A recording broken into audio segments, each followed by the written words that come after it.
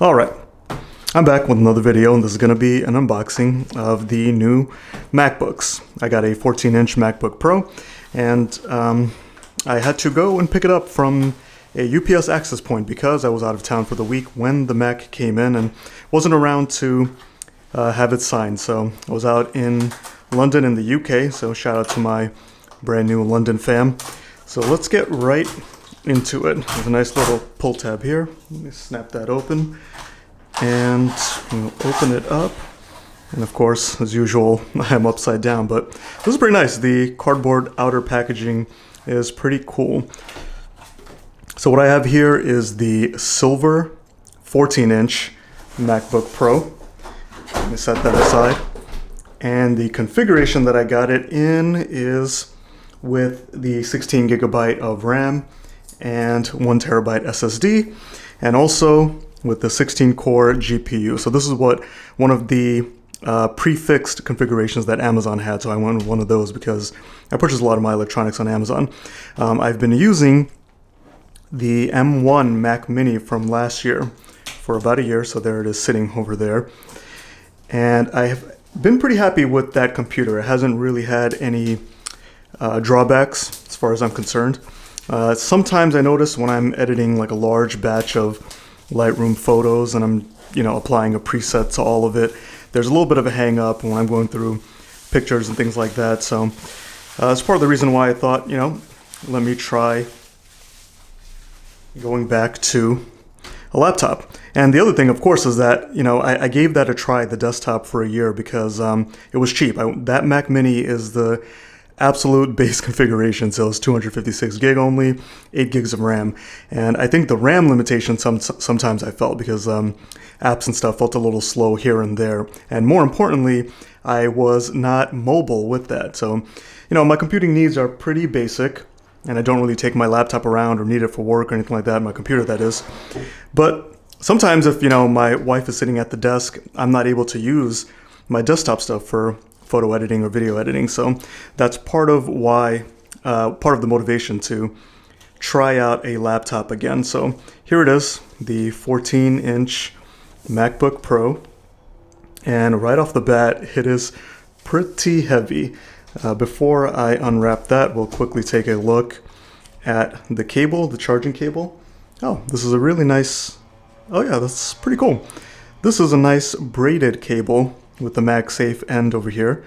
Nice to see that. And nice to see a braided cable. Hopefully this will last a very long time. So there's that. And then of course we have our usual books and things.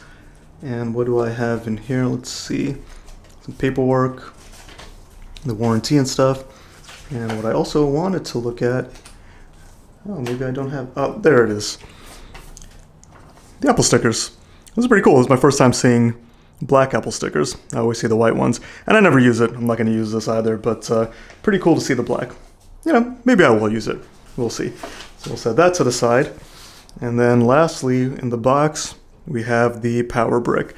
So with the updated 16 gig RAM, 1 terabyte storage, with the updated 16 core GPU models, I know you get the higher wattage. Oh, I'll just rip into that power brick. And we'll see what this is. Can I see that? This is a 96 watt power brick. Not sure if the camera will pick that up, but there's that nice chunky weight. So I'll set that to the side too and get to the main event, which is the laptop. Previously I had a 16-inch MacBook Pro. I think it was the 2019 Intel i9. That also had 16 gigs of RAM. But at the time, I felt like my computing needs were kind of basic and I didn't need such a powerful computer. And I wanted to use both a desktop and an iPad and see if that would cover all of my computing needs. And for the past year, it has actually been pretty good. But like I said, I wanted to give the laptop a try again. So compared to that 16-inch, I can tell that this is actually probably just as heavy as that 16-inch one, even though this is a 14-inch. And here are the ports. You got the MagSafe port, 2 USB-C, headphone. Over here is the HDMI, USB-C again, Thunderbolt, and the SD card slot. and it feels good. So I went with the 14-inch this time because I do have a desktop monitor that I can dock into, and there is really no differences between the 14 and the 16 other than the screen size. Let me peel this off. Nice, starting to boot it up. And here's a closer look at the keyboard. Looks good. I like the keyboard with the black backing. And here's my first look at the screen with the notch. And of course, this screen is also 120 Hertz. And an XDR, I think, is what Apple is calling it. Basically, it's a micro LED. And it looks good. And of course, we also have the notch, which, first impression, I'm not too bothered about. But yeah, that's basically all there is to see it. I do like this, I don't know what it's called, a debossed MacBook Pro logo. That looks good, feels nice. The fit and finish, as usual, looks good and feels good.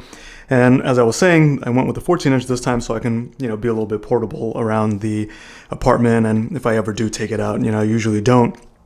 But it's nice to have that option. And I remember with the 16-inch, it almost permanently stayed docked to my external monitor, which is why I thought, let me try a Mac Mini because I never go anywhere with my laptop. But this time I went with the 14-inch because I wanted to give priority to the portability so that I can be around the apartment and do some video editing. Now I'm trying to get a little bit more into video editing and photo editing.